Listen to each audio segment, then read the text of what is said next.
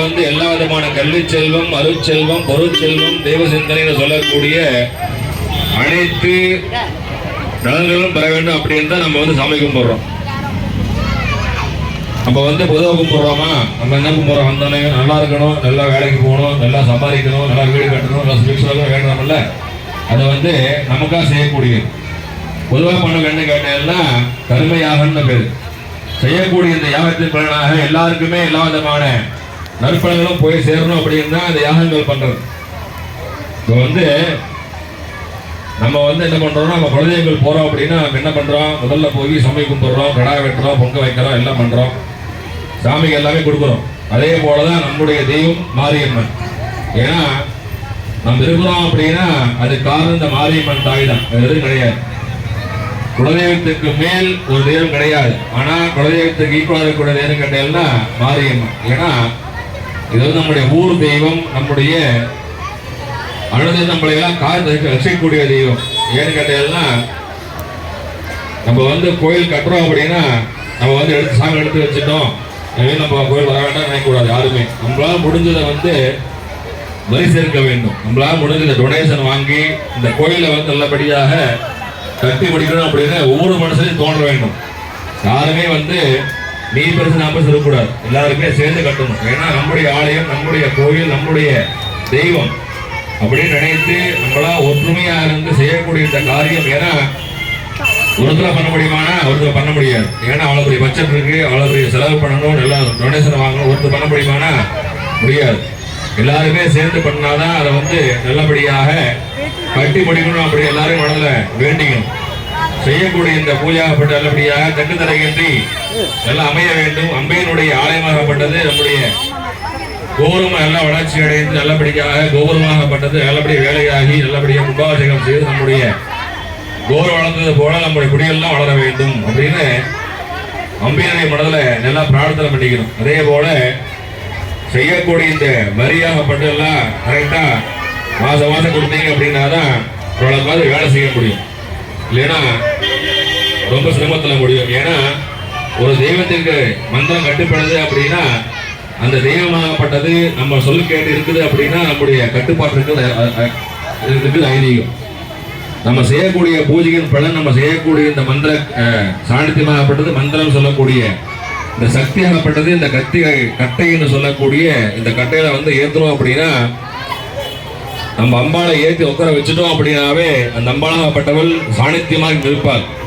ஏன்னா இந்த வேப்பக்கட்டை அரசங்கட்டையை விட இந்த அத்திக்கட்டைக்கு அவ்வளோ பவர் இருக்கு. ஏன்னா இந்த அத்திக்கட்டையில சாமி இருக்கிறதா ஐதீகம். அதனாலதான் இந்த அத்திக்கட்டையை நம்ம பாலாலயம் செய்யும் போது இந்த அத்திக்கட்டையை வச்சு பூஜை பண்ணோம் அப்படின்னா ரொம்ப சிறப்பு. அதனால இந்த அத்திக்கட்டை நம்ம ரொம்ப சிரமப்பட்டு தமிழ்நாட்டிலிருந்து வரவழைத்து செய்யக்கூடிய இந்த பூஜையின் பலனாக இந்த சக்தியெல்லாம் அம்பையினிடத்திலே செலுத்தி இந்த கலசக்கூடிய சக்தியெல்லாம் அத்திக்கட்டையின் வழி வாயிலாக மந்திரங்கள் மூலமாக அம்பையினுடைய அனுகிரகம் பெற்று அம்பையினுடைய சக்தியாகப்பட்டது அங்கே ஏற்றி அருந்தனமும் இந்த இதெல்லாம் ஆரம்பிக்கப்பட்டு இன்றும் ஒரு வருட காலம் இங்கே இருந்து அருள்பாலிக்க வேண்டும். அம்பையினுடைய பரிபூர்ண அனுகிரகத்தில் அது விரைவாக சீக்கிரமாக இந்த கோயிலை நல்லபடியாக புதுப்பிக்க வேண்டும்.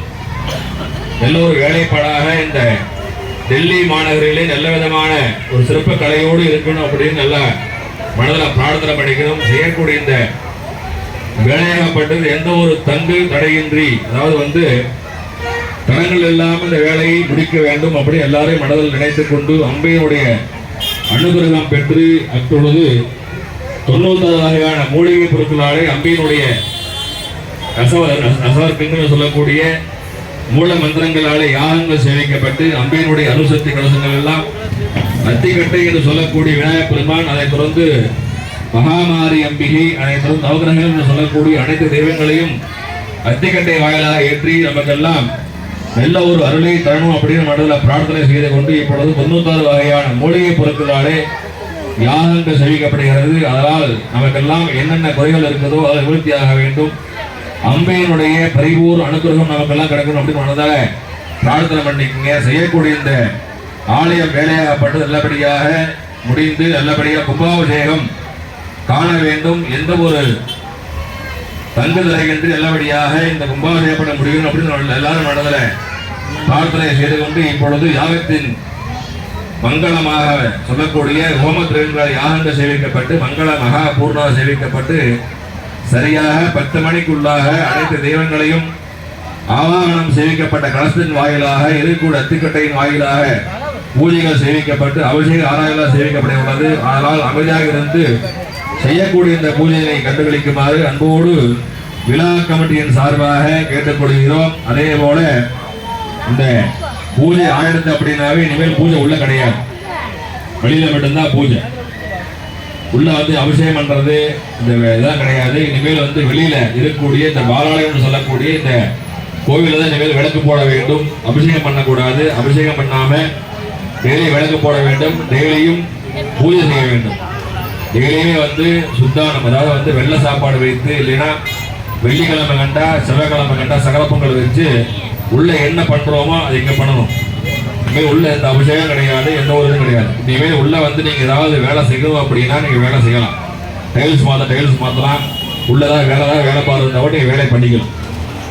அதுக்கு மேல இனிமேல் 1 வருஷ காலங்கள் வந்து இந்த கும்பாபிஷேகம் முடிகிற வரைக்குமே வந்து இனிமேல் இங்கதான் பூஜை ஆகும். இந்த கும்பாபிஷேகம் பண்றதுக்கு முந்தின நாள் முதல் நாள் தான் இந்த பூஜைகள்லாம் அம்பியை மழை எடுத்து கலசத்துல வைத்து யாகங்கள் சேவிக்கும். அதுக்கு முன்னதாக அங்கேயே அம்பிகை ஆகப்பட்டவள் அங்கே இருந்து அருள் பாலிக்கணும். அதே போல செய்யக்கூடிய இந்த பாராயணமாகப்பட்டது நல்லபடியா அதி விரைவாக சீக்கிரமாக வேலைகளும் மனதில் எல்லாம் பிரார்த்தனை பண்ணிங்க. அதே போல யாரும் சொல்ல தப்பா நினைக்க வேண்டாம். உங்களுக்கு கூட ஒரு கமிட்டி நியமனம் பண்ணணும். ஒரு கோயில் இருக்கு அப்படின்னா